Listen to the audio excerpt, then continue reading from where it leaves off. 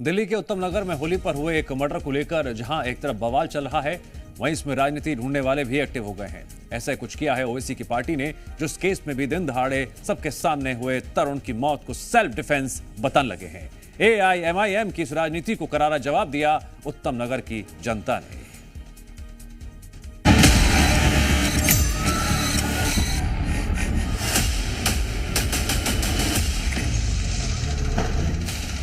और कौन अधिकार देता है आपको घर तोड़ने का? ये योजना बनाकर हमारे हिंदू भाई की हत्या की गई है। अब वो परिवार क्या करे? सेल्फ डिफेंस ना करे? भेदभावपूर्ण रवैया अख्तियार कर रही है। भीड़ मार मारकर एक शख्स की हत्या कर देती है। बेरहमी से परिवार के सामने उसके बेटे को मार दिया जाता है। मेरे बच्चे को सिल्ली से मारा, रोड से मारा, हॉकी से मारा। मेरे बच्चे को ये पत्थर पड़े, मेरे बच्चों को इतना बुरा मारा है।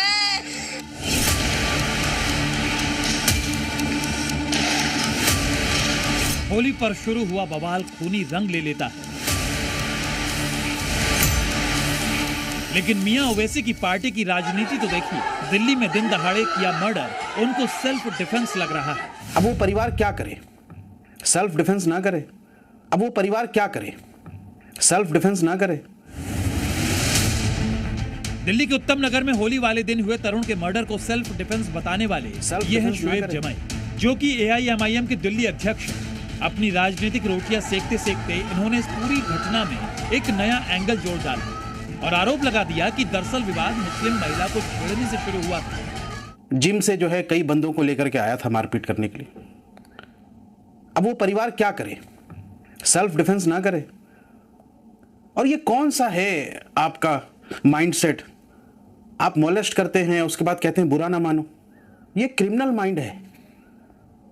छेड़खानी हुई और उसके बाद उसका घर जला दिया गया।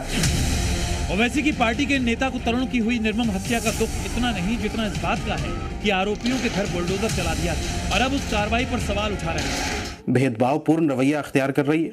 और कौन अधिकार देता है आपको घर तोड़ने का? शोएब जमाई जो आरोप लगाकर पूरे मामले को नया रंग देना चाहते हैं, उसका जवाब पुलिस पहले ही दे चुकी है और बता चुकी है कि पूरा विवाद गलती से गुब्बारा गिरने की वजह से हुआ था। जो एक 6 साल के बच्ची ने गुब्बारा फेंक दिया था, जिसके बाद से ये इंसिडेंट स्टार्ट हुआ। तो अभी हम जो सायरा का रोल है उसको इन्वेस्टिगेट कर रहे हैं और जो भी जांच में आएगा उसके हिसाब से हम लोग एक्शन लेंगे। इसके अलावा ओवैसी की पार्टी के नेता को जवाब खुद उत्तम नगर के रहने वाले लोगों ने भी दिया, जो कि होली के दिन तरुण की हुई निर्मम हत्या के गवाह थे। जो ये घटनाक्रम योजना बनाकर हुआ है, इसको भटकाना चाहते हैं, वो नया एंगल देना चाहते हैं। वो नैरेटिव झूठा है तो झूठा ही रहेगा। जिसने हत्या करी है, सुनियोजित तरीके से वो हत्या हुई है। सिर्फ और सिर्फ एक झूठी एजेंडा है, सिर्फ इसलिए क्योंकि इनको दिख रहा है कि अब कार्रवाई हिंदू समाज जग चुका है। खैर, कोई राजनेता कुछ भी कहता रहे, अपनी राजनीति के लिए कोई भी कहानी गढ़ता या सुनाता रहे, लेकिन पुलिस अपने काम में जुटी है। छेड़छाड़ की गई है। पुरानी बात है, इनकी पड़ोसी है दोनों। ये छेड़छाड़ तो नहीं हुई, कुछ नहीं आया भी सामने हमारे। सर छेड़छाड़ का कोई मैटर नहीं है। पुलिस ने उत्तम नगर मामले में उस महिला को भी आज हिरासत में लिया, जिसकी वजह से ये पूरा विवाद शुरू हुआ था। दिल्ली पुलिस ने आज इस मामले में 7 और आरोपियों को गिरफ्तार किया। गिरफ्तार हुए लोगों में सायरा भी शामिल थी। सायरा ही वो मुख्य आरोपी है जिस पर गुब्बारे के छींटे पड़े थे और उसने ही अपने परिवार को बुलाकर झगड़ा करवाया। पूरे मामले में अब तक 16 लोगों को गिरफ्तारी हो चुकी है, जिसमें से नाबालिग में है। और सबसे बड़ी बात है कि इस केस की जो सूत्रधार सायरा से भी पूछताछ की जा रही है। जहां तक बात कही जा रही है छेड़छाड़ की, अब तक की जांच में छेड़छाड़ का एंगल सामने नहीं आया।